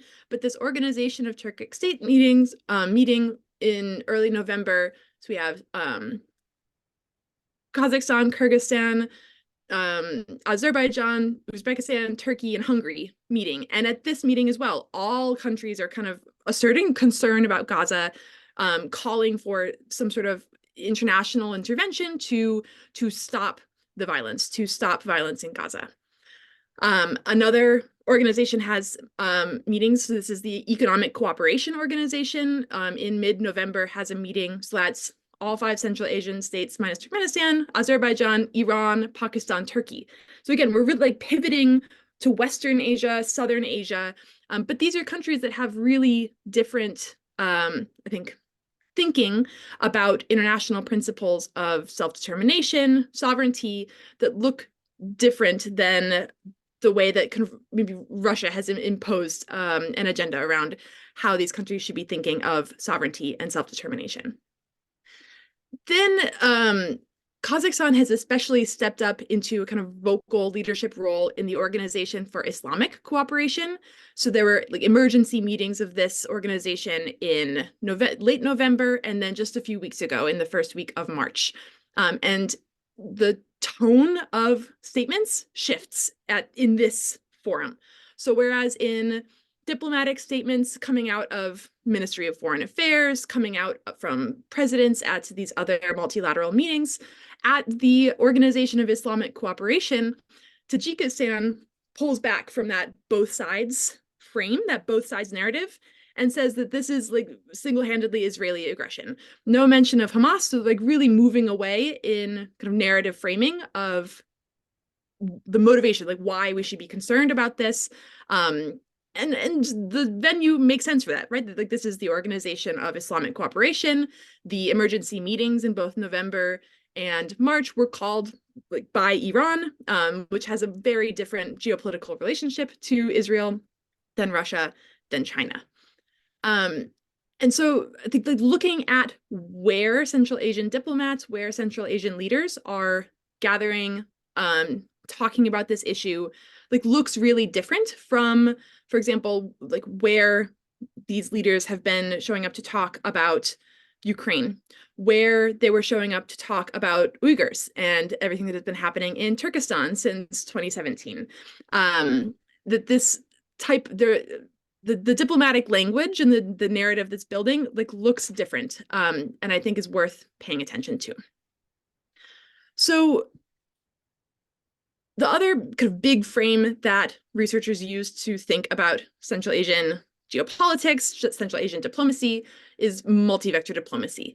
So that these states can kind of leverage big powers off of each other to gain as much as they can, to kind of carve out as much protection that they can, anticipating that China is going to bounce Russia, Russia is going to bounce the US, like that all these big powers are fighting each other for influence in Central Asia.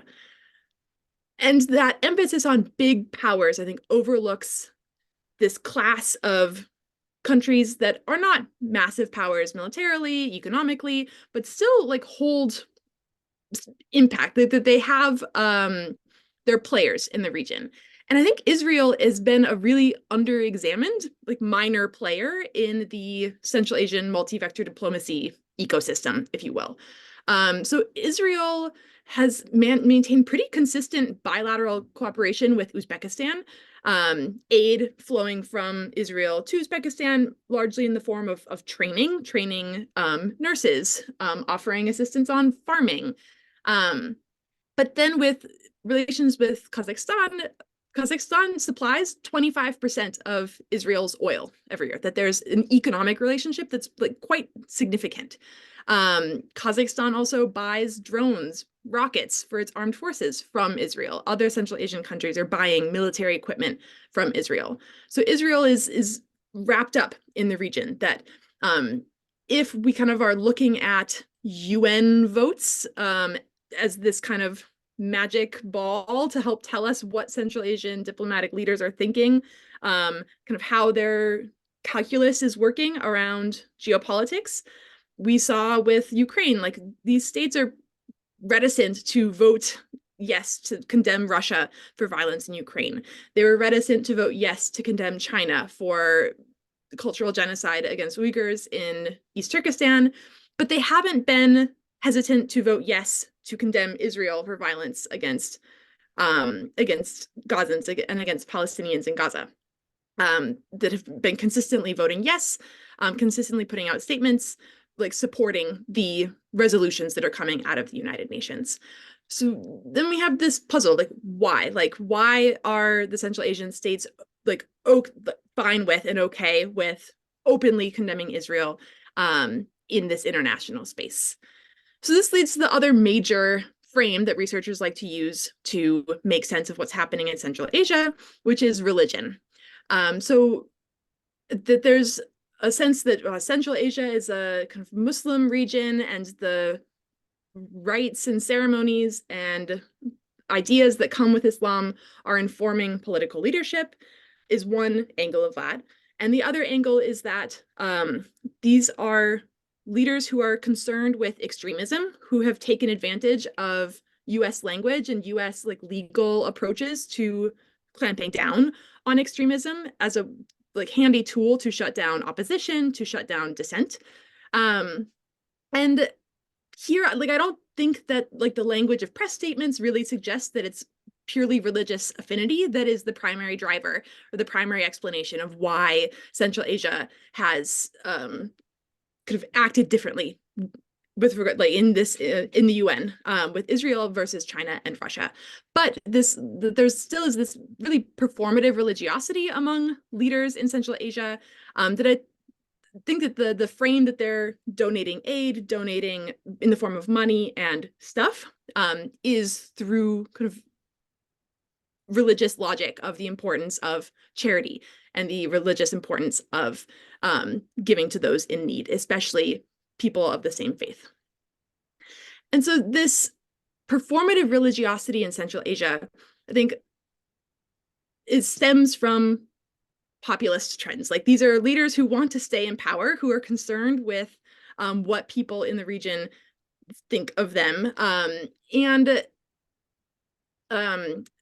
that this kind of religious performativity can like is then a segue to think about this bottom up, like what are average people in Central Asia thinking about what is happening in Gaza. And I really appreciated what Eric McGlinchey said of like really like underlining that Central Asians are astute readers of how international relations works, that any kind of claim that this is purely going to be driven by religiosity, I think like misses a lot of opportunities for nuance and a lot of opportunities to understand like how people are making sense of this horrific violence in a corner of the world that is far away from them and not maybe directly tied the same way that Russia's violence in Ukraine is or China's violence in East Turkestan is.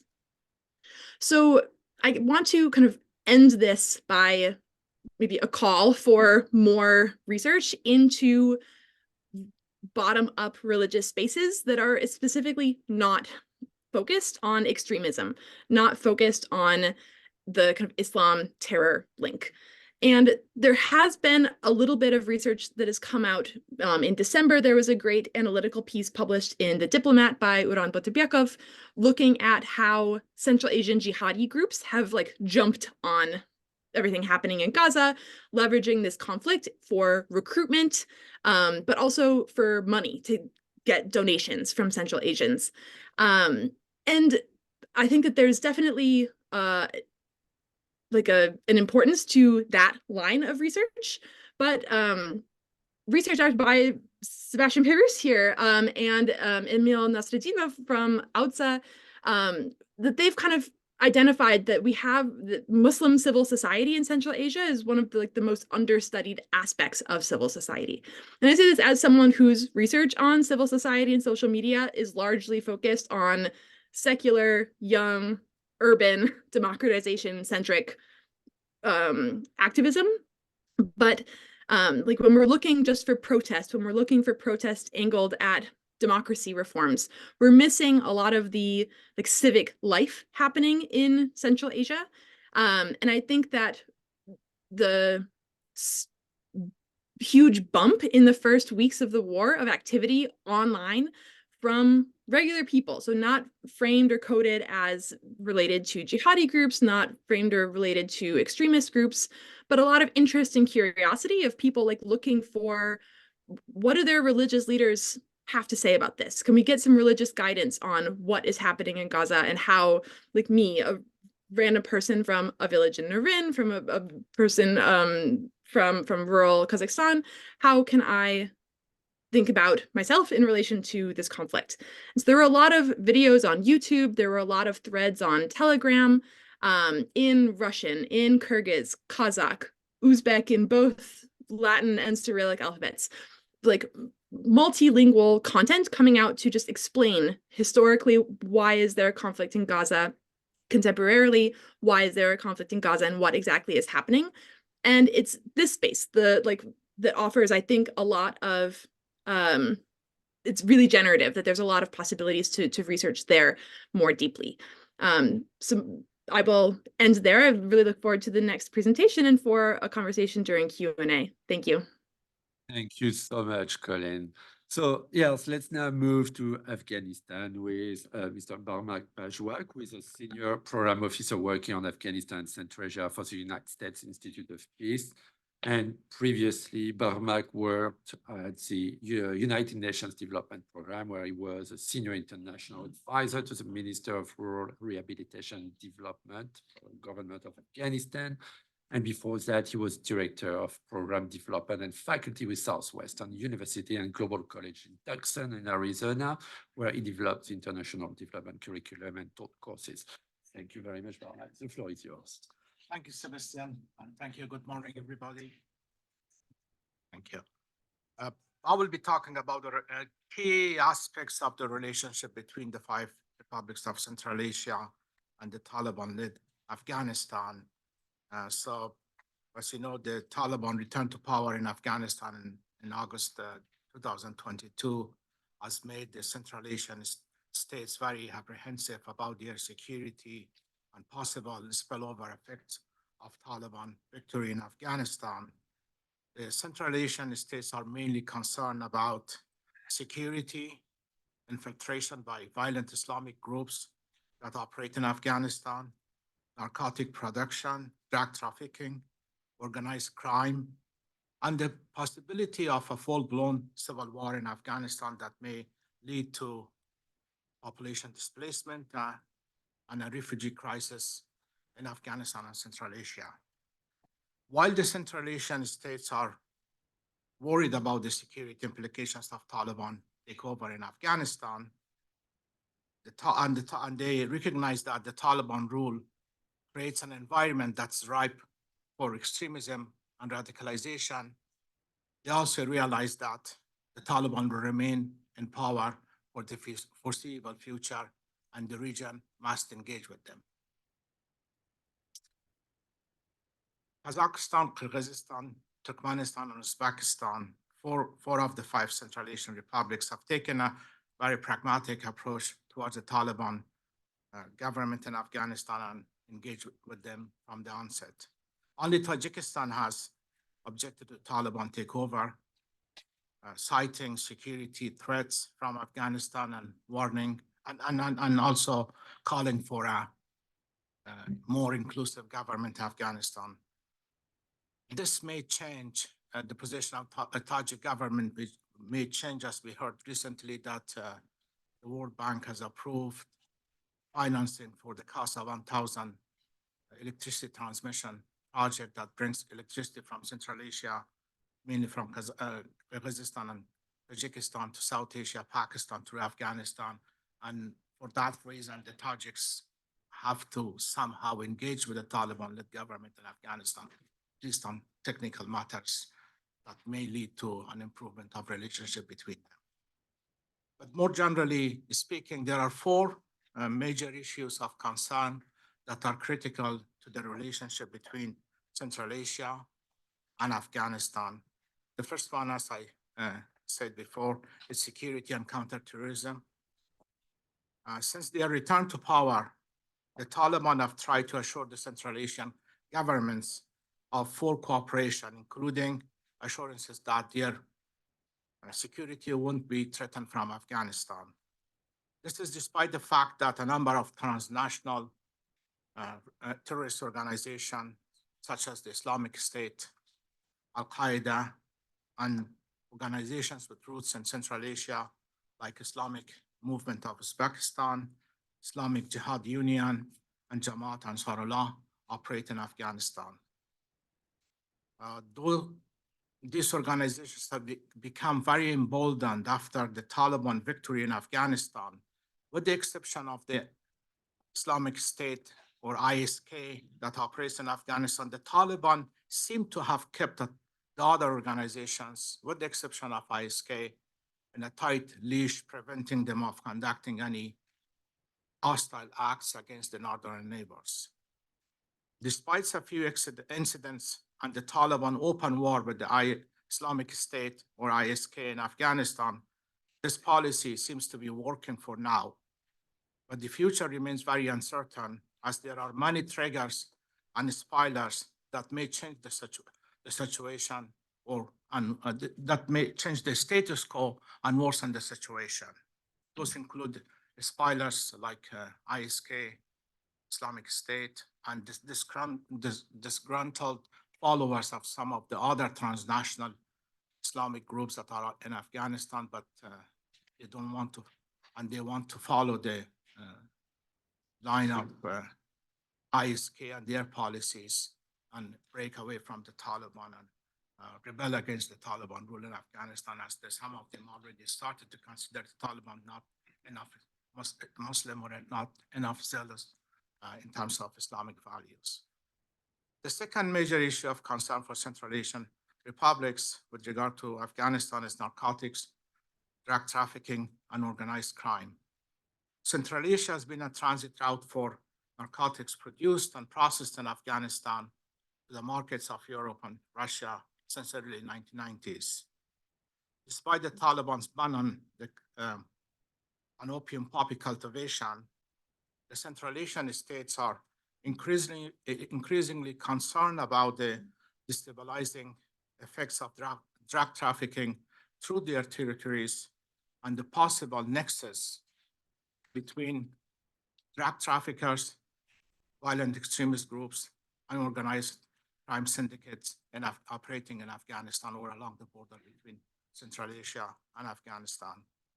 In particular, drug production in northern Afghanistan around the Panj River Valley and drug trafficking through the border between Afghanistan and Tajikistan involves major networks of organized crime and has had serious adverse effect on security and stability of the border provinces, including the unrest that we saw in 2022 in the Gorno-Badakhshan Autonomous Oblast of Tajikistan, or Gabao in Tajikistan in 2022. The third major issue of relationship between Afghanistan and Central Asia is the transboundary water resources. Afghanistan shares Amu River or Amu Darya with three of its Central Asian neighbors that are Tajikistan, Uzbekistan, and Turkmenistan. Yet successive Afghan governments dealt with the former Soviet Union on the sharing and managing of Amu River's water. And And since the collapse of the Soviet Union, Afghanistan has not been a party to any new agreement or treaty on the sharing or managing of Amur River water, which is the newly independent Central Asian neighbors. But now that global warming and climate change is becoming a major issue of concern in Central Asia, and the Taliban government in Afghanistan has resumed work on the Kashtepa Canal to divert water from Amur Darya for use in agricultural projects in Afghanistan, the riparian states of Uzbekistan and Turkmenistan, and to some extent Kazakhstan, are very concerned about their share of the water and would like to engage with the Taliban on to ensure that they have their fair share of the water and their share is not diverted by the Talibs. And in line, as we heard about the multi-vector and pragmatic policies of Central Asian governments, the governments of Uzbekistan and Turkmenistan were affected mainly by the canal project in Afghanistan. They really don't want to talk publicly about the disputes with Afghanistan, but they are very much engaged with the Taliban-led government through quiet diplomacy to find a solution for this problem, with Uzbekistan even offering technical assistance in terms of the construction of the canal project. The fourth issue between the that is very important, and it's becoming more and more important in the relation between Central Asia and Afghanistan, is the issue of trade and transit. In the aftermath of US withdrawal from Afghanistan and Russian invasion of Ukraine, the geopolitical context of Central Asia changed. The Taliban return to power and Russian invasion of Ukraine have had economic and security implications for the landlocked Central Asian countries. While Taliban takeover in Afghanistan presents many serious challenges, the return of relative security and stability to Afghanistan after some 45 years of war and conflict provides new opportunities. And as the US and Western sanctions on Russia have affected trade and transit through Russia for the Central Asian states, the return of relative security to Afghanistan has provided an alternative trade and transit route for Central Asia. Despite Western sanctions and the lack of recognition of the Taliban government, large trade delegations from Afghanistan representing both government and investors from the private sector have visited Kazakhstan, Turkmenistan, and Uzbekistan. Most recently, 2 weeks ago, a large delegation of Uzbek government officials and business leaders led by Foreign Minister Mr. Bakhtiar Sayedov visited Afghanistan, visited Kabul, held talks with Taliban, and reportedly signed several agreements on trade and transit and economic development in the country. A period of sustained peace and stability in Afghanistan can provide a game-changing opportunity for Central Asia, for Central Asia's trade, transit, and connectivity to the world economy. With the World Bank decision to resume funding for the Casa 1000 electricity transmission project, Uzbekistan is now keenly looking for international financing for the Trans-Afghan railway project, which is a 573-kilometer railway project that aims to connect the border city of Turmiz in Uzbekistan through Kabul to Pakistani railway network and on to the border cities of Gwadar and Karachi in Pakistan. The same way, Turkmenistan is keenly now looking at international financing for financing of the long-delayed Tapi gas pipeline that bring gas from Turkmenistan through Afghanistan to Pakistan and India.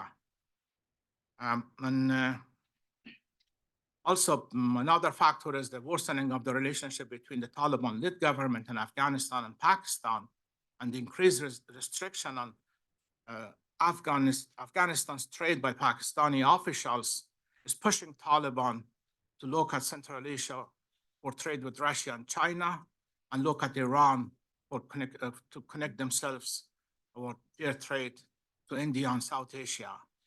So that factor is also should be counted in the relationship between Central Asia and Afghanistan, as Afghanistan is as the relationship between the Taliban government and Pakistan is becoming worse, and there are many obstacles for the trade between the two countries, or between the trade that Afghanistan has it through Pakistan with India. In conclusion, I would like to highlight that as long as the Taliban are willing and able to fight Islamic State and contain transnational violent Islamic groups with roots in Central Asia, secure their borders, and ensure safe passage of good and trade between Central and South Asia. Central Asian states have enough incentives to engage with the Taliban and stay engaged with them. Thank you. Thank you so much, Barmak. So we have 15 minutes for discussions. There were many topics addressed this morning, so I'm sure we'll have a lot of questions. I have questions myself, but I'll give priority to our audience. Yes, please. Thank you. Hi, Alejandro Sanchez. I'm an analyst based in DC. One issue that has not been discussed was actually the recent attacks in Moscow. The ISIS-K has claimed ownership of the attacks. The suspects are for Tajik citizens. I think we've all seen the pictures, we've all seen read about all the conspiracy theories. I'm wondering, first to Barmak, how do you think that's going to affect Central Asia, Afghanistan relations? How is that going to affect Tajikistan, Taliban relations? And do you expect other Central Asian governments to be more concerned, take harsher measures to combat radicalization? And to Eric, when you talked about U.S. Central Asia perspectives towards opinions towards Russia, one major concern is that the fact that Tajik citizens were the apparent perpetrators, there will be a rise of pogroms, xenophobic attacks against Central Asian migrants and people that live, Central Asians that live in Russia.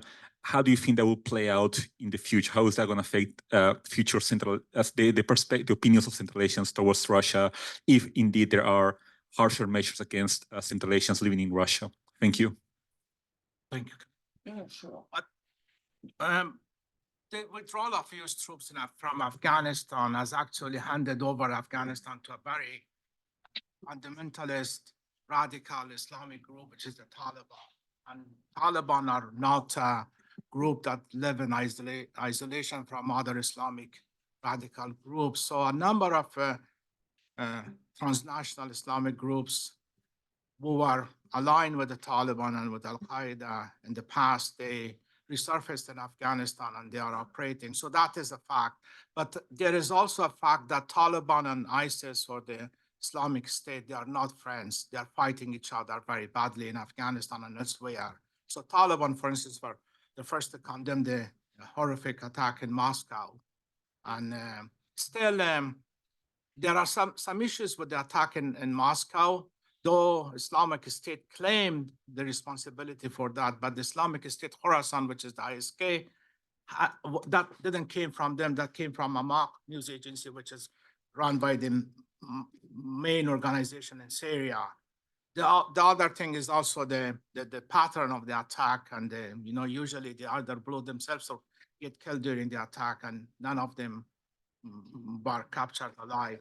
So this is also another question about it. So people are looking at those issues, but that really changes the situation. Somehow, I'm working on Central Asia. People were starting to look at CV, countering violent extremism and radicalization, as a thing of the past. But that's very much alive. The radicalization is happening daily in Central Asia.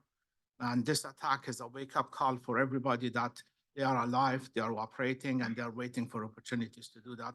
And unfortunately, it will affect the relationship between Russian authorities and the Central Asian migrants that are working in Russia, because that's the only place available for them to go and live and earn a living for themselves and their families.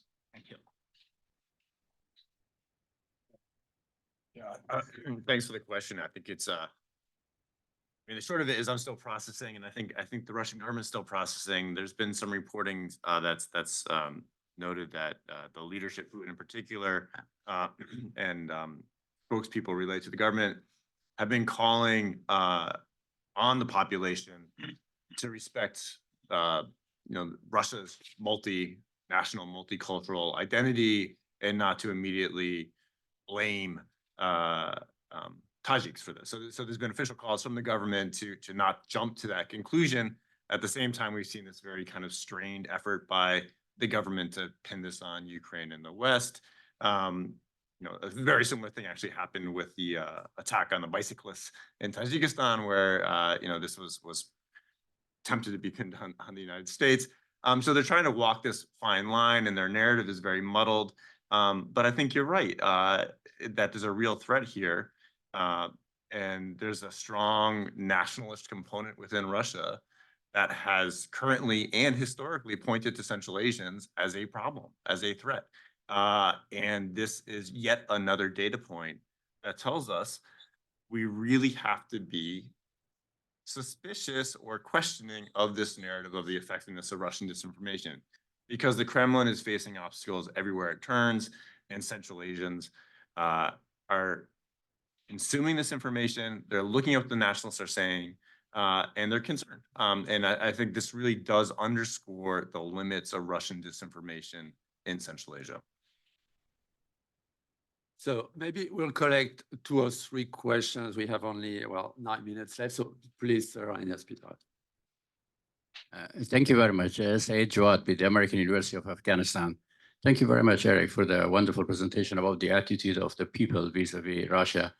My comments and question is about the attitude of the leadership of the Central Asian leaders and the security agencies on Russia, especially when it comes to the issues related to Afghanistan. I served in Moscow, actually, in the year that led to the takeover of Taliban in Kabul. Taliban were giving the highest protocol in Moscow. They were promoted.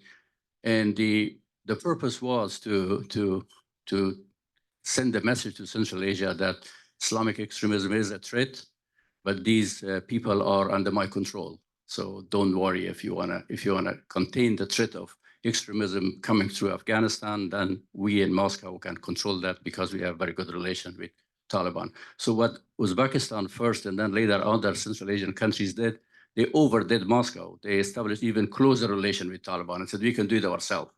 We don't need you for this purpose. So now my question is that, again, to Barmak, that would the Taliban basically take a stand against the jihadi brothers to do a favor to Moscow, Washington, or Tashkent, or the ideological ties, which is the basis of Taliban power, is much stronger than other relations? Thank you.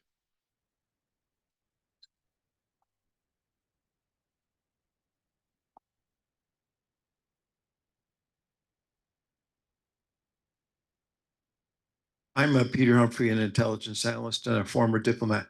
Colleen, could the outlier that appears in Tajikistan with respect to Gaza be accounted for by linguistic solidarity?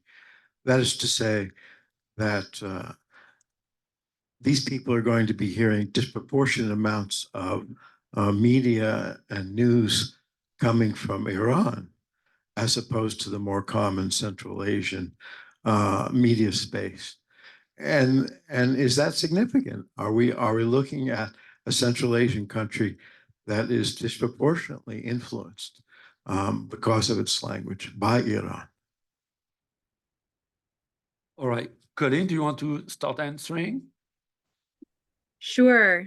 Let me turn my video back on. Thank you for the question. Yeah, this is definitely an interesting potential angle. I think when you take the linguistic solidarity of Tajikistan, Persian-speaking country for the most part, does that explain why they were the one at this last Organization of Islamic Cooperation meeting to kind of break from the both sides language? Maybe. I mean, I think there's this sometimes puzzling, but not so puzzling affinity with countries that maybe have, like Azerbaijan would be another nice example, that has like close ties to Iran, like I guess linguistically closer to Turkey, but like balances also a relationship with Turkey really well. But Azerbaijan also has really close ties with Israel. That it seems like the linguistic affinity with Turkey, with Iran, is overridden by the kind of desire to be protecting its approach to how it handled Nagorno-Karabakh. The way that Israel has treated Palestinians in Gaza, the West Bank, like in kind of tying an affinity with Israel that way, Azerbaijan's linguistic affinity or like cultural affinity that is embedded in multilateral organizations, in trade, in geopolitical announcements, like kind of fell to the wayside with its kind of desire to protect like internal unrest and like to want to continue a status quo of how it was treating Nagorno-Karabakh. And Tajikistan strikes me as kind of like navigating a similar tension between self-determination and sovereignty, like with violent uprising in the Pamirs that the Tajik state responded with a lot of violence to shut down the internet. Like I feel like that's then even adds another layer to the puzzle, is like they have an incentive to kind of side geopolitically with like the sovereignty angle versus the self-determination angle. So on linguistic solidarity, I'm not sure that would be like the prime driver of like why Tajikistan is stepping out. I think it's a forum thing, but also as was mentioned in a prior presentation, like the Tajikistan's hot mic moment, maybe leadership is just kind of willing to have a bit like rougher around the edges diplomatic statements and doesn't expect a lot of backlash for it. Yeah, to respond to the question from Ambassador Jawad, that I think that there are a lot of issues when it comes to the relationship between the Taliban and the violent Islamic groups operating in Afghanistan, or those who are in Afghanistan. In addition to ideological issues, I think there are personal issues with the personal relationships between them and Taliban. Like the Central Asian countries, they want to have multi-vector policies when it comes to dealing with others, but they want to be to deal with the United States in the same way as they want to deal with China and Russia. So they think that they have won the war and now they can decide what to do. But the other thing, which is also very is now becoming a major issue of concern, is the question of TTP, the Taliban Pakistan, Tariq Taliban Pakistan, that is becoming a major force operating along the border between Afghanistan and Pakistan, especially. And if the tribal areas of Pakistan again become an ungoverned territory, that could provide a very good sanctuary for all the Islamist groups from all over the world to go there, operate there, be supplied by both Taliban of Pakistan and Taliban in Afghanistan, and then we'll have another round of extremism, and that will not be that will not stop in Kabul or Islamabad, but all over the world. Thank you.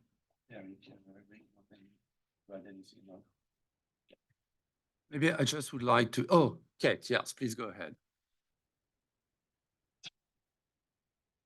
Thank you. I'm Kate Waters with Crude Accountability. I have a question for Eric Rudenshiold. Thank you for your very interesting opening remarks. And my question to you is about, you talked a lot about the opening of Central Asia toward the West. It's sort of unprecedented.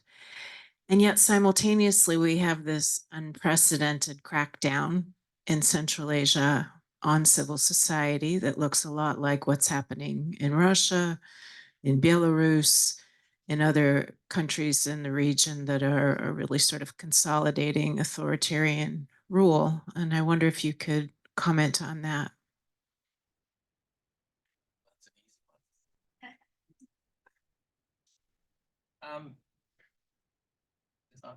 It's on right now. So I think we have a number of former Soviet legacies that continue today. But I think we also see a tremendous pull factor where doing business in this part of the world is not going to be able to be conducted the way it has been in the past. I think what passed for being able to get by for some of these governments in the years after the breakup of the Soviet Union isn't going to, well, it doesn't fly anymore. And I would say, you know, the historic level of interest and commitments of funding from international donors now dwarfs anything that has ever come before, but it comes with strings. And I think we will see increasing pressure on governments to, frankly, pay more attention to civil society. I think particularly as you see the youth bulge in the region, you know, I look at the Bolshak program over years in Kazakhstan, you have large numbers of people who have seen what it's like on the outside and come home, and they're working in governments and rising up in business and industry and ministries, and they are putting pressure on governments to do things differently. I in no way am sanguine with some of the pressures and crackdowns and things that are taking place, but at the same time, I think there is an unstoppable pressure from below that is working its way upwards. I think, you know, if you look at the biggest challenge I think the region faces is government is not used to being open to people and doesn't have channels for reaching out to people. People don't have the ability or experience in actually being able to engage and work with government. And so there's this fundamental disconnect that exists. And I think there is a desperate need for government to learn how to work with people and people to learn how to work with government. There is a give and take that should exist and does exist in democratic societies that brings both sides together. Neither side in Central Asia has much experience in working constructively with each other. And that's a trust barrier that needs to be built over the next few years. Thank you, Eric. We're running out of time. I just would like maybe to give a chance to Christopher. Do you want to add anything before we conclude? Chris? Hey, Sebastien. Yeah, I thank you for this opportunity. But yeah, and other people are mentioning on this topic of strategic hedging or multi-vectorism. And so I would just echo some of the other things that other participants have said regarding this desire of Central Asian states to continue with the focus of strategic hedging or multi-vectorism. Thank you. All right, thank you. I'm so sorry. We really need to conclude and move to our second panel, which is going to be moderated by Ambassador Mustard. So thank you. Please join me. Thank you, our speakers. And